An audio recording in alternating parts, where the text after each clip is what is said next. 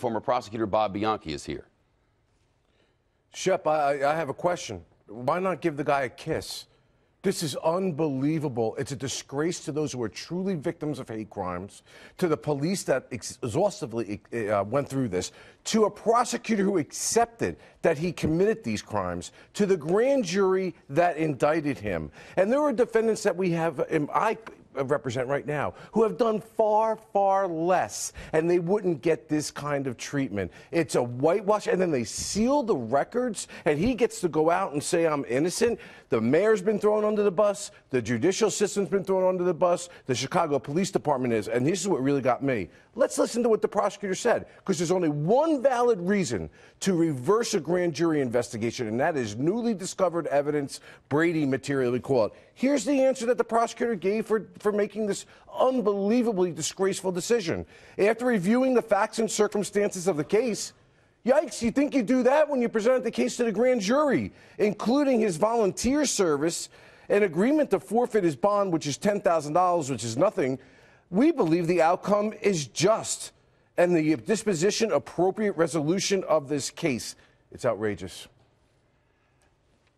The prosecutors make a decision not to prosecute, and then the mayor and the police chief come out and say that there's a deal that's been brokered behind which he's hiding, but by definition there is no deal. Charges are dismissed, everything is dropped, and everything is sealed. Right. But, will we, never know? Well, you know what I would do? I tactically, if I were the police department, say that I want to sue him civilly and bring him into the court for the tens, perhaps hundreds of thousands of dollars of police resources that could have went to ferreting out real crime that were wasted on this investigation. So but haven't the prosecutors said he didn't do that? He didn't fake this. They didn't say that he didn't do it. They just said that they felt it was an appropriate disposition. You can't take the money, the bond money, well, actually, for no what reason. They said was he did nice community service and he gave us $10,000. Therefore, we're dismissing the charge. Exactly. What they didn't say was he didn't do this. They're not. You just can't take the guy's $10,000 for no reason. You got to take it because there's an admission. Listen, we'll get rid of your case. We'll dismiss the charges if you give this as a penalty. So the prosecutor's saying that's punishment enough. The prosecutor did not say he did not do this. And if I were the Chicago Police Department and the mayor, I would bring a civil suit so that I can get him on the record. There's got to be something we don't know, Bob. We do know that the state's attorney recused herself in the early going, said that she had received that the family was unhappy with the way it was being handled, that she had received a communication from the former chief of staff of the former first lady. Yeah, please. And we don't know if she was involved in this in any way. You know, people argue about the differences and disparities in race in terms of incarceration and things of that nature. I have always said it is about green, dollars, money, power, influence that's making these decisions, because there are many poor minorities right now who are charged with minor marijuana offenses that have records for the rest of their lives and go to jail. What he did here was put a hoax that put police in danger, the community in danger. The minority community was very upset about this, and understandably so, ratcheted up racial tension, an ongoing conspiracy with multiple individuals to fool the public, to fool the police, lied repeatedly to the police.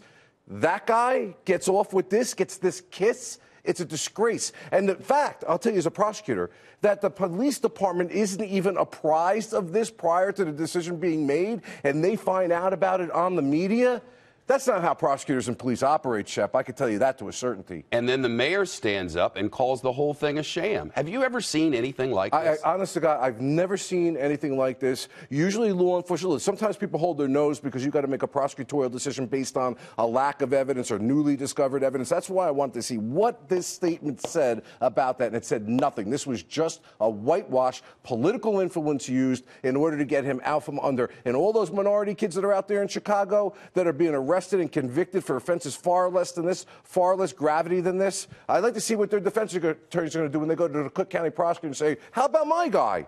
It's been my experience that prosecutors and investigators, meaning the police department, work hand in hand on matters like this. And when a big decision like this has to be made, that's going to face a lot of public scrutiny, they get together and discuss a strategy for how to present it all.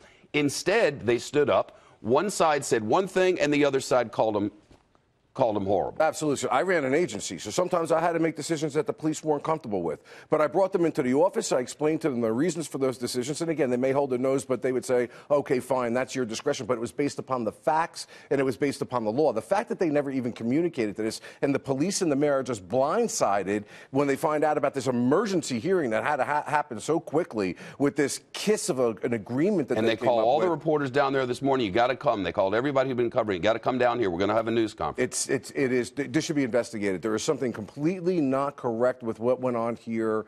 And I've never seen anything like this where you have a mayor and a police department that are now at odds with a prosecutor's office where they work with them day in and day out about what they believe. I know they feel like they've gotten thrown under the bus. That now everybody's going out and saying, oh, the police investigated them. It was a sham. How can you as a prosecutor? I've indicted cases in the grand jury. The grand jury, the citizens of the county are the ones that make a decision of whether or not there's going to be an indictment. And 23 folks said there was enough evidence to move this case forward to trial, and a prosecutor unilaterally decides to give it away.